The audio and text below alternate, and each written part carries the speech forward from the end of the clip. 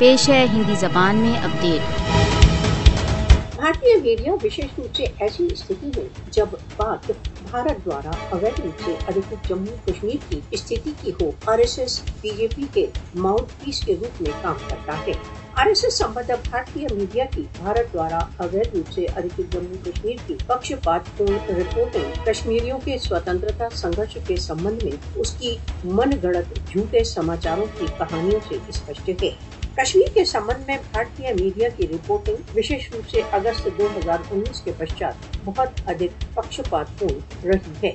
Bharatiya Janata party प्रभावित भारतीय media Bharat द्वारा अवैध रूप से अधिकृत जम्मू कश्मीर की यथार्थ स्थितियों के विषय में झूठे समाचार फैला रहा है।